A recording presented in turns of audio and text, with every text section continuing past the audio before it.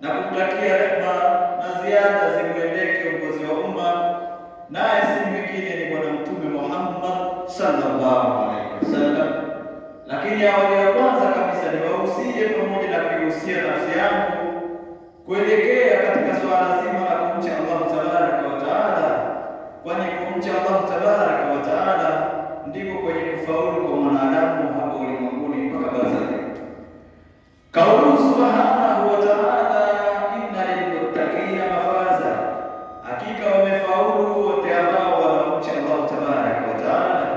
Ayuha ahbab rasul sallallahu alaihi wasallam, ayuha ikhwa karim, Allah subhanahu wa ta'ala ametuandalia makazi yaliyokuwa mazuri kwa watu ambao watashikamana na ibada ya kumcha, kwa watu ambao watashikamana na mipaka ambayo ameweka Allah tabaraka wa taala, watu ambao watakaodiriki kuyafanya yale ambayo Allah subhanahu wa taala anayaridhia.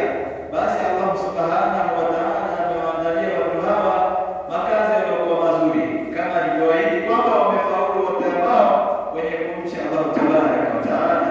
Ayuha ikhwa karim, siku ni chache na mawiki ni machache na miezi ni michache.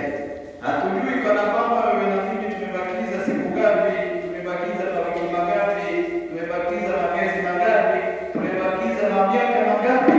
Kwani wako wengi walitaraji na wao kwamba kufika mpaka siku za leo, mwaka wa leo, mwezi wa leo, wiki ya leo, siku ya leo na saa ya leo, walitamani kufikiria. Lakini Allah subhanahu wa ta'ala amewachukua kwa sababu muda wao umekwisha kuisha katika maisha ya kidunia, na kuondoka kwao katika ulimwengu wa kidunia si kana kwamba wao hawakutaka kuendelea kuishi katika maisha ya kidunia. Hapana, kwamba wao walikuwa ni wajinga sana, hawakuweza kujikava au kujimudu kubakia. Hapana, kana kwamba wao walipoondoka sisi hatutaondoka. Hapana, au kubakia kwetu sisi ndio wajanja sana, kwamba hatuwezi kuondoka sisi tutabaki. Hapana, kwamba kuondoka kwao iwe kwetu sisi ni zingatio, kwamba na sisi ipo muda, saa na mwaka pia tutaondoka na tutauacha ulimwengu kama walivyouacha wenzetu. Sasa kama wengi walitarajia na wao kufika siku ya leo, wakapangilia yale yao waliyokusudia, kwamba walipangilia siku fulani, tarehe fulani, mwaka fulani, na sisi tutakuwa tunafanya kitu fulani, lakini wameondoka. Kwa hiyo hili kizingatio kana kwamba tulikuwa nao pamoja, lakini wameondoka, kana kwamba wao si wajinga sana, ni muda wao umekwisha kutimia wa kuishi duniani. Kwa hiyo na wewe na mimi ipo sana, muda itafika, wewe na mimi tutaondoka. Sasa nini ambacho tutakuwa tumejiandaa nacho cha kurejea nacho kwa Allah tabaraka wa taala? Ayuha ikhwal karim, hasibu anfusakum kabla an tuhasabu, kwamba tuzihesabu nafsi zetu kabla hatujapata kuhesabiwa. Yaani tuzihesabu amali zetu ni zipi tunazozifanya nzuri, ili tukanemeke nazo. Ikiwa kama mengi tunayoyafanya ni ya kumudhi Allah tabaraka wa taala, tujitafakuri na kuangalia nini tutakachofanya baada ya kuondoka katika mgongo huu wa ardhi, tukafurahike nayo, mazuri yetu tukafurahike nayo, kama alivyosema Bwana Mtume Muhammad sallallahu alaihi wasallam, al-kaisu man dana nafsahu wa amila ma ba'da al-maut, kwamba mtu mwerevu, mtu mwenye akili zilizokuwa sawasawa, mtu mwenye kujitambua ni mtu ambaye anahesabu nafsi yake. Nafsi aina maakana yauma, wapi itakuwa hiyo siku, wapi itakuwa katika sehemu gani, nafsi itakuwa katika sehemu gani? Kwa hiyo ni wewe sasa kulivaa jukumu hili, kuhesabu nafsi yako. Hivi kama mtaondoka leo, nini nimemfanyia Allah tabaraka wa taala? Nini ambacho mtakwenda kustarehe nacho, ambacho nimekiandaa mimi mwenyewe katika maisha haya ya dunia? Ayuha ikhwal karim, tuyafanye mazuri ili tutakaporejea kwa Allah tabaraka wa taala tukafurahike naye. Al-khutba tunaliyauma, khutba yetu ya leo tutaangalia ni namna gani mama zetu, dada zetu, watoto wetu hawa mabinti wa kike, namna alivyowapa mipaka na namna Allah tabaraka wa taala, na hawa wameneemeshwa sana katika neema mbalimbali. Sasa isipokuwa wao katika neema ambazo wameneemesha Allah tabaraka wa taala, wanashindwa kuzitumia na wanatumia fursa ambazo si katika haki zao. Leo tutaangalia Bwana Mtume Muhammad sallallahu alaihi wasallam alipomwelezea mwanamke huyu. Mwanamke amepewa fursa chache lakini zenye manufaa makubwa sana, kwamba namna alipomwelezea mwanamke Bwana Mtume Muhammad sallallahu alaihi wasallam, halafu mwanamke huyu akayafanya hayo, basi hivi leo hata usema kana kwamba yeye amenyimwa haki zake. Mwanamke huyu hakuwa na maneno ya kusema sisi tumenyimwa haki zetu, wala sisi hatuoni haki zetu ni zipi. Labda awe mwanamke huyo hakufundishwa na hakuzitambua haki zake. Sasa kwa utukufu wa siku ya leo na uchache wa hotuba yetu ya leo, tutaeleza takriban haki zilizopungua 4 ili tuweze kumfahamisha mwanamke huyu yuko katika stage gani na akiyafanya yapi ambayo Allah subhanahu wa ta'ala atakuwa amemridhia mwanamke huyu au mwanamama huyu. Anasema Bwana Mtume Muhammad sallallahu alaihi wasallam namna alivyomwelekeza mwanamke katika mafundisho yaliyokuwa mazuri sahihi kabisa. Anasema idha sallatil mar'atu khamsaha, kwamba mwanamke akiswali swala zake 5, yani akaziswali zile swala zake 5 namna inavyostahili kusali, akaswali swala zake 5, lakini baada ya hapo waswamat shahraha, na akafunga mwezi wake mtukufu wa Ramadhani. Bimaana akadiriki kufunga mwezi mtukufu wa Ramadhani, lakini si hivyo tu, wa hafadhat farjaha, na akahifadhi tupu yake mwanamke huyu. Lakini la nne akasema wa ataati zawjaha, na akamtii mume wake. Bimaana huyu ni mwanamama aliolewa sasa, akamtii mume wake. Kida laha udkhulil jannata min ayi abwabi shi'ti, kwamba ingia peponi mlango wote unaotaka huru. Ayuha al-ikhwa al-karim, tukijitizama na kuangalia katika falsafa katika haya manne tuliyotaja, kwamba tukianza na la kwanza kabisa, idha sallatil mar'atu khamsaha, kwamba akiswali mwanamke swala zake 5. Hivi leo tukitizama ni wachache mno katika hawa wanaosimamisha ibada, ni wachache mno katika hawa wanaosimamisha ibada, ni wachache mno. Yaani katika haya majumba unaweza kutizama takriban karibu 10% kadhaa wa kadha wanaosali ibada au wanaofanya ibada ni wachache mno. Yaani ibada ya swala 5 hakuna. Bimaana kama ibada ya swala 5 hakuna, na haya mengine hayatakuja sawa sawa, yatakwenda kinyume, yatakwenda pesa.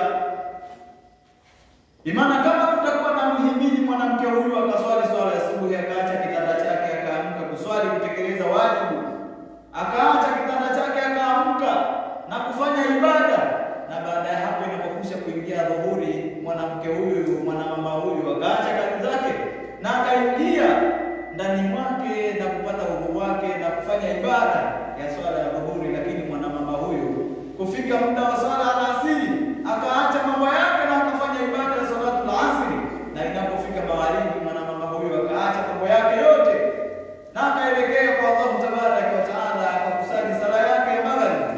Lakini si hivyo, tunapofika Isha mwanamama huyu akaacha harakati zake, kuangalia tamthilia zake, kuangalia katuni zake, kuangalia vitu ambavyo vitakuwa ni mshawishi, ambavyo vitakuwa ni vinamshawishi namna mbalimbali kuachana na ibada. Mwanamama huyu akaachana na vitu ambavyo si katika ulazima wa kuvitizama, si katika ulazima wa kushughulika navyo, akafanya ibada yake ya Isha, na kisha baada ya hapo akawa amehitimu katika swala zake.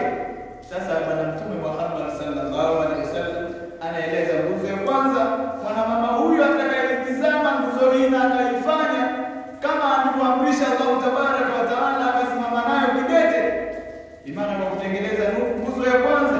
Lakini si hivyo tu, nguzo ya pili, waswala shahara, na akafunga mwezi mtukufu wa Ramadhani.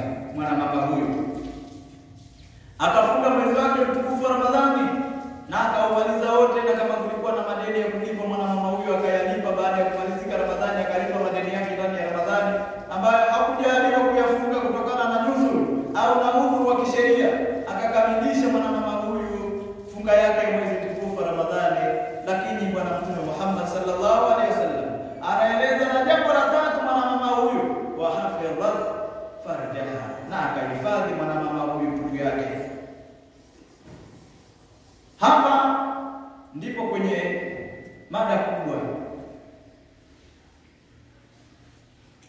wa hafadhat farjaha, mama huyu akaacha zile historia ambazo si katika tamaduni ambazo anatakiwa kuwa nazo mwanamama.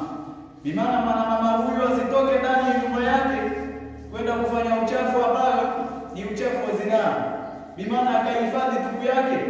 Hivi leo wamekuwa kina mama wengi kwamba wao wanazo asilimia zao za kusema kwamba nyumbani sio kuzuri, nje ndio kuzuri. Inna lillahi wa inna ilaihi raji'un.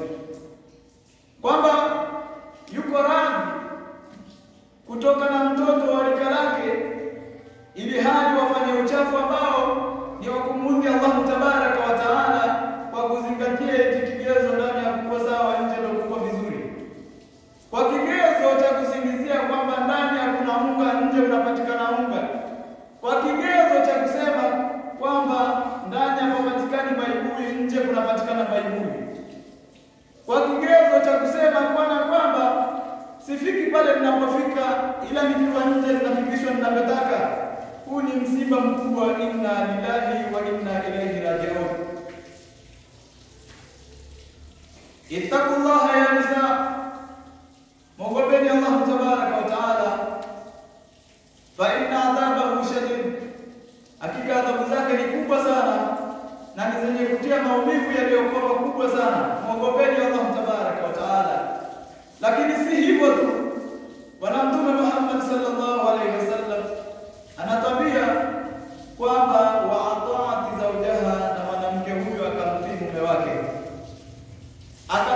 wake, bima amara, maadamat fi amara au fi awamir, maadamu atakuwa katika amri, la yasuna Allah, si katika amri ambazo zinamuudhi Allah tabaraka wa taala, basi kwa yeye mwanamke huyu ni wajibu kumtii mume wake, maadamu anapoamrishwa aamrishike. Ndio siku moja alikwenda mwanamke mmoja kwa Bwana Mtume Muhammad sallallahu alaihi wasallam katika kumshtakia Bwana Mtume Muhammad sallallahu alaihi wasallam, anasema, ya Rasulullah, sisi kweli ni wajibu kuwatii waume zetu. Mwanamke huyu anaeleza kwamba sisi ni wajibu kuwatii waume zetu kama ilivyokuwa sheria. Lakini je, wewe umesema pana kwamba hawa wakitoka kwenda jihadi kwamba wanayo malipo makubwa sana, Sasa je, sisi tutakuwa tunalingana nao hawa? Mwanamke akasema, fakalat ya Rasulullah, ana wafilatu nisaa ilaika, mimi ni mgeni ya Rasulullah katika kuwawakilisha wanawake, nimekuja kwako wewe. Lengo na makusudio hadha jihad katabahu Allahu ala rijal, kwamba jihadi hii ameifaradhisha Mwenyezi Mungu kwa wanaume tu, ameifaradhisha jihadi kwa wanaume tu, jihadi ya kutangaza dini, jihadi ya kupigania dini. Je, sisi tuna nini? Fa yusayabu, wakijeruhiwa ujiru wanalipwa hawa, yani wakijeruhiwa katika hizo da'wa zao, wakipata mikwaruzo ya aina yoyote, kwa sababu zama hizo walikuwa watu wanapigania mapanga huko katika kufikisha dawa na katika kupigania jihadi ya kueneza dini. Hata walikuwa wanapigana mapanga, watu wanaenda kupigana vita. Sasa anasema wakiuawa hawa, wao wanalipwa, tena wanakuwa na ujira. Lakini si hivyo tu, walikutilu kanu wa hayaan inda rabbihim, na wakiuawa hawa wanakuwa mbele za Mola wao, wanakuwa kwa hai, yurzakun, wanapewa tena neema mbalimbali, wananeemeshwa neema mbalimbali, wanahum maashara nisa, na sisi ni katika makundi ya hao wake zao, ambao hao wanaume wao kazi yao ni kupigana jihadi katika kutangaza dini ya Allah tabaraka wa taala. Famalana min dhalika, sisi tuna nini katika hilo? Maana wao kama wakijeruhiwa wanalipwa, na wakiuawa wanakuwa hai mbele za Mola wao. Na si hivyo tu, wanapewa neema mbalimbali, ambazo anawaruzuku Allah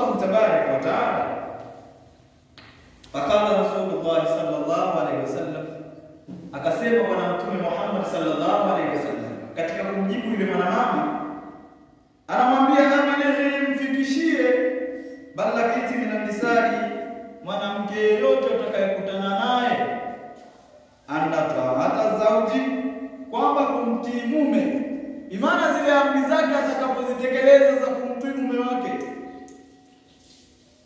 wa atarafan bidhalika, wa atarafan bihaqihi, na kuzitekeleza zile haki zake, yaadilu dhalika, unalingana sawa na huko kwa kupigana jihadi,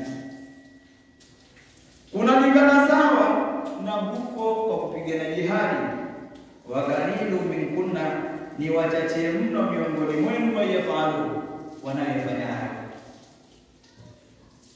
Sasa kana kwamba yule mwanamke alipojibiwa kwamba rudi na mfikishie mwanamke yote utakayekutana naye, kwamba anna ta'ata zawji, kwamba kumtii mume, wa tarafa bihaqihi, na kuzitekeleza haki zake, yaani dhalika, kunalingana sawa na huko kwa kupigana jihadi. Wa qalilu minkunna, na ni wachache miongoni mwenu wayafalu, wanayofanya hayo, kwamba ni wachache ambao wanazitii haki za waume zao. Katika historia inatuonyesha siku moja alipatapo kusafiri sahaba wa Bwana Mtume Muhammad sallallahu alaihi wasallam, na nyumbani kwake akaacha maagizo asipatikane kutoka mtu, yaani mke wako vitu vyako vya mwezi mzima nishanunua, vipo ndani, chakula kipo ndani, vitu vyote ambavyo vinastahili katika matumizi yako ya ndani vishakuwa ndani. Zama hizo hakukuwa na vitu vya kuoza, ndugu zangu, kwamba dakika mbili siku mbili vishaoza. Hakukuwa na vitu vya kuchukua historia muda mfupi, kwamba watu kumbe walikuwa na muktadha wa kununua vitu mwezi hadi mwezi. Sasa kanunua vitu vyake ndani ya mwezi mzima, kaviweka ndani, na kamwambia mimi nitasafiri na kurudi kwangu takriban inaweza ikachukua mwezi mzima, ili tuangalie kwamba wapo watu au wapo wake ambao hao wanatulizana na nyumba zao, na hao ndio katika wale ambao watakaoambiwa udkhulul jannata min ayyi abwabi shati, ingia mlango wote unaotaka katika milango ya peponi. Wanawake hao wataambiwa, lakini wenye sifa zisizopungua 4 ambazo amezitaja Bwana Mtume Muhammad sallallahu alaihi wasallam. Sasa mwanamke huyo akamtii mume wake, bi maana ya kwamba akakaa ndani mwake. Bwana yule kasafiri. Baada ya kusafiri takriban zimekwenda sasa ni wiki 2, anakuja kijana katika familia yao na kutoa taarifa ya kwamba baba anaumwa. Baba anaumwa, sasa inatakiwa na wewe ufike ukamuone mgonjwa. Anamwambia mwanamke yule, anamwambia yule kijana katika familia yao, anamwambia mimi nimeambiwa na mume wangu nisitoke ndani ya nyumba mpaka arejee. Mimi nimeambiwa nisitoke ndani ya nyumba mpaka atakaporudi mume wangu, ndipo nitakapopata idhini kutoka kwake niweze kwenda. Yule anarudisha, kijana yule katika familia yao anarudisha jawabu kwenye familia yao, nimekwenda nimemwambia dada kwamba baba anaumwa, sasa inatakiwa na wewe ufike ukamuone mgonjwa. Lakini jawabu alilojibu ni kwamba yeye ameambiwa kwamba na mume wake asitoke ndani ya nyumba.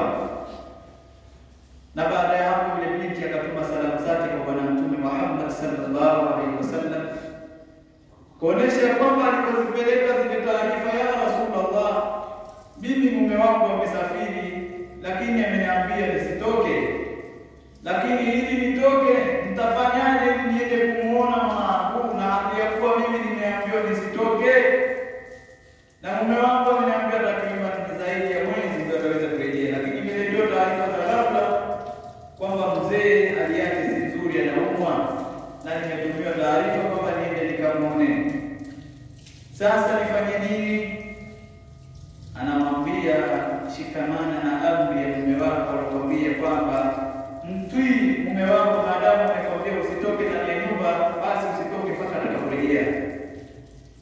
Ayuha al-ikhwa al-karim, kwamba tukitizama kipande hichi kifupi ni namna gani wake zetu wanakosa subra ya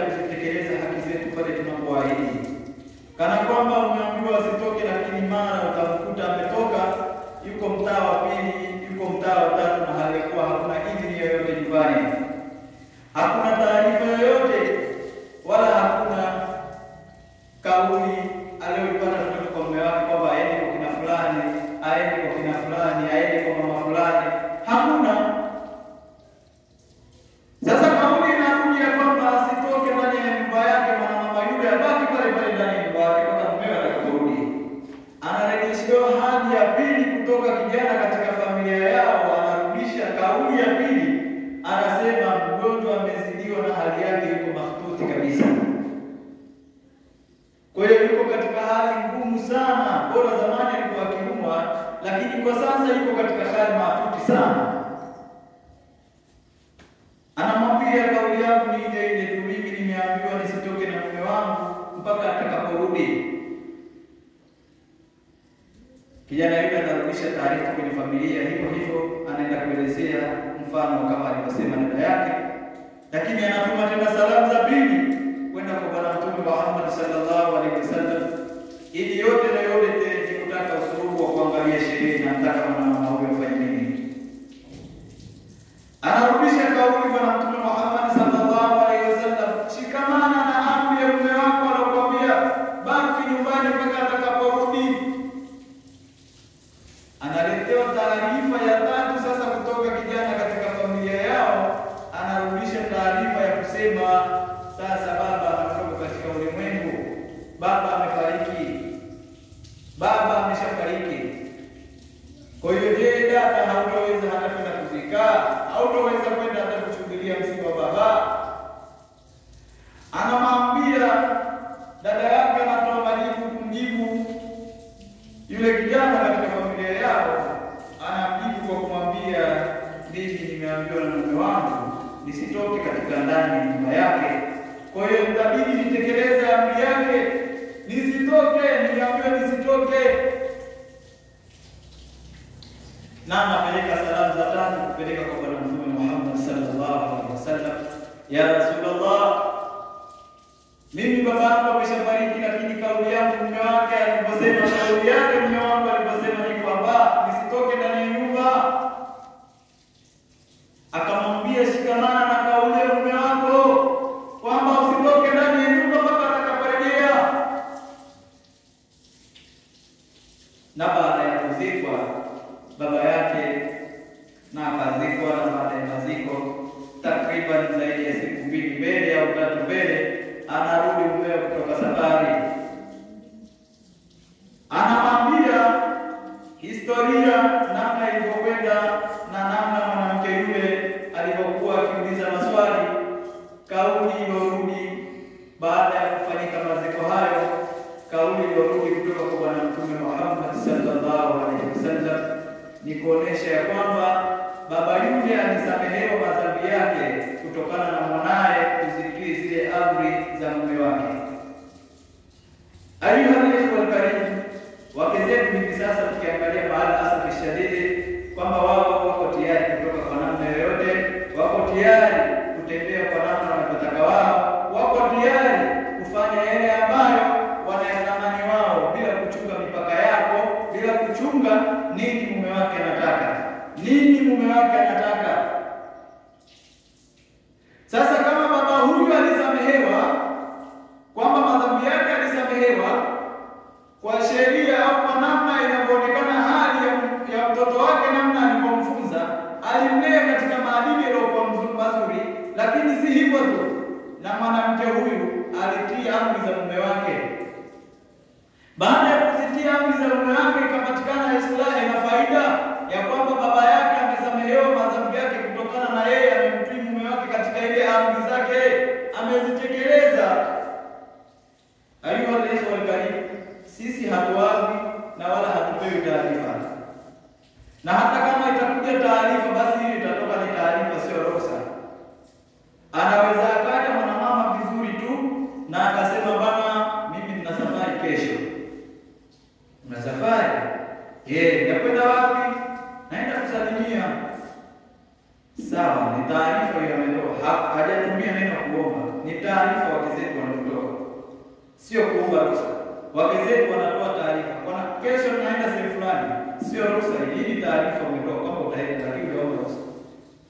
Kwamba taarifa ni kumwambia mume wako akubali, aridhie kwa kwamba na hiyo safari utakayotoka.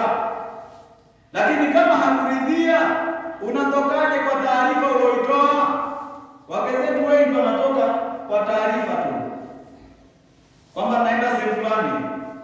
Hiyo ni taarifa umetoa, lakini ungeomba ruhusa mwenyewe akaridhia. Lakini hata namna ya utokaji wao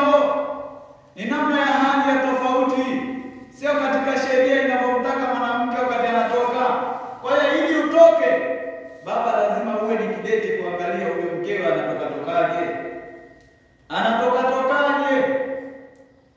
Ametia ruhusa sawa nzuri, ameomba ruhusa, naomba niende sehemu fulani, naomba ruhusa yako kama utaniruhusu niende. Hii ndio ruhusa inapotumika. Lakini inapokuja tu mimi nataka niende sehemu fulani, hiyo ni taarifa. Kwa hiyo kujiepusha na taarifa hizo, tuhakikishe kauli zinazotoka ni za ruhusa, sio za taarifa. Kwa hiyo kina baba, mnapokea ruhusa, sio taarifa. Anapotoka tambua chochote atakachotoka nacho, akiwa ametoka hovyo, bimaana madhambi yote anayoyabeba, bimaana wewe umemruhusu atoke kwa namna ile, au wewe umemruhusu kwa taarifa yako. Kama ametoka na kimini, basi taarifa zote wewe ndio utabeba, bimaana wewe namna anapotoka unaona. Kwa hiyo ni ruhusa ipatikane, bimaana uhakikishe na utokaji wake anatokaje na anakwenda kwendaje. Lakini kama hujathibitisha, sasa katoka ametoa taarifa na wewe hauko, na katoka namna anayotaka, kwa hiyo lazima atoke na wewe ukiwa umeridhia namna ya utokaji wake. Kwa hiyo ayuha wa karibu, kana kwamba mwanamke mwenye sifa hizi Bwana Mtume Muhammad sallallahu alaihi wasallam amemweka katika pambo lililokuwa zuri sana, kwa namna alivyomueleza kwamba akifanya mambo manne tu mwanamke huyu ataingia katika pepo mlango utakao, kwamba idha sallat khamsatu min salatiha, mwanamke huyu atakaposwali swala zake tano katika hizo swala ambazo ni al-mafruḍatu fi kulli yawm, kwamba ni katika zile swala ambazo zimefaradhishwa kila siku, nazo ni khamsatu salawati, nazo ni swala tano. Lakini si hivyo tu, wasama shahraha, na akafunga mwezi wake mtukufu wa Ramadhani, wa hafadhat farjaha, na akahifadhi tupu yake na maasi, na akahifadhi tupu yake na uzinifu, wa ataati zawjaha, na akamtii mume wake, kila laha, ataambiwa mwanamke huyo udkhulul jannata min ayyi abwabi shi'ti, ingia katika pepo mlango utakao. Yani ingia katika pepo mlango utakao. Ayuha al karibu, tukiangalia hivi sasa hata ndoa zimekuwa ni chache. Ndoa zimekuwa ni chache na uzinifu umekuwa ni mwingi. Uzinifu umekuwa ni kama sheria au desturi sasa. Uzinifu umekuwa sasa ni kama desturi au sheria. Ayuha karibu, kwamba unachokitafuta ni janga kubwa sana katika maisha yako, na utakuja kujutia katika maisha yako, na si kujutia tu, baada ya kujutia utapata maangamivu makubwa sana baada ya kukitenda kitendo hicho. Azina, Bwana Mtume Muhammad sallallahu alaihi wasallam ameieleza kwa ufupi kabisa. Azina yurithu al-faqra, zina kwanza inaleta ufakiri. Cha kwanza, hakuna mzinifu aliyokuwa tajiri. Haya ni maneno ya Bwana Mtume Muhammad sallallahu alaihi wasallam. Ukizini mara moja, hakikisha katika maisha yako utakuwa mfukara. Azina yurithu al-faqra, kwamba zina ni ufakiri, yani utakufa umaskini, kwamba ukizini utakufa maskini. Ikiwa ni baba umezini, basi katika maisha yako utakufa maskini. Ikiwa ni mwanamama umezini, basi utakufa maskini hivyo hivyo. Ni maneno ya Bwana Mtume Muhammad sallallahu alaihi wasallam. Zina ni uchafu uko wazi kabisa. Sasa hivi sasa ndoa zimekuwa chache kwa sababu watu wameshindwa kudhihifadhi tupu zao. Watu wameshindwa kudhihifadhi tupu zao kutokana na maafa ya kumuudhi Allah tabaraka wa taala. Sisi tuko tayari tu tunafanya, alafu tunachukulia ni kitu cha kawaida tu, ni kitu ambacho kiko sawa sawa tu, wala hakiumizi wala hakifanyi chochote. Aiyo, leo unatengeneza mazingira mazuri sana ya kukutana, unatengeneza mazingira mabaya, unatengeneza mazingira ambayo Allah subhanahu wa ta'ala hatakutizama katika jicho lililokuwa zuri. Unatizama mazingira ambayo ni matendo yako unayotengeneza ya kesho utakapofikia. Kwa hiyo kama uchafu huu na ushiriki, ni vema uache. Achana nao, kwa sababu unakuzalilishia katika maisha yako na hautokutengenezea chochote na hautonufaika nacho chochote. Ayuha al-karimu, ndoa ni jambo zuri sana, ndoa ni jambo jepesi sana. Kwa mwanamama ambaye ameingia kwenye ndoa, haya tumeeleza katika majambo manne akifanya, basi kwake yeye pepo kuiona ni rahisi sana, maadamu atakapodumu katika mambo haya manne. Maadamu atakapodumu katika mambo haya manne, hawezi kumtii mume ikiwa mtu hajaolewa. Hawezi kuzipata radhi za mume ikiwa yeye hajaolewa. Ni mpaka aolewe ndizo azipate hizo haki. Lakini kama hakuolewa, hawezi kuzipata hizo haki. Wallahu subhanahu wa ta'ala wa biqawlihi yahtadi al-muhtadun wa idha qira al-Qur'an fastami'u lahu wa ansitu la'allakum turhamun. A'udhu billahi minash shaitanir rajim. Inna a'tainaka al-kawthar fasalli li rabbika wanhar inna shani'aka huwal abtar. Barakallahu li wa lakum fil Qur'anil azim wa nafa'na wa iyyakum bima fihi min al-ayati dhikril hakim. Taqabbal minni wa minkum tilawatahu innahu huwas sami'ul 'alim wa huwal barrul karim.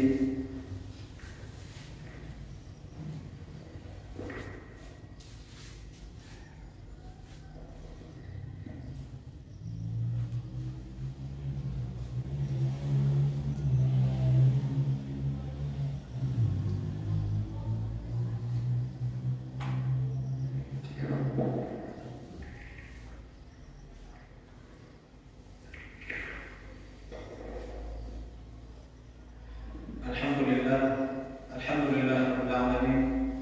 Wassalatu wassalamu ala sayyidina Muhammadin wa ala alihi wa sahbihi wa man tabi'ahum bi ihsanin ila yaumiddin. Amma ba'd. Awalan usi wa usikum bi nafsi bi taqwallahi marratan thani fi khutbati thani. Na kuhusieni pamoja na kujihusia mwenyewe katika swala zima la kumtii Allah tabaraka wa taala katika hotuba ya pili.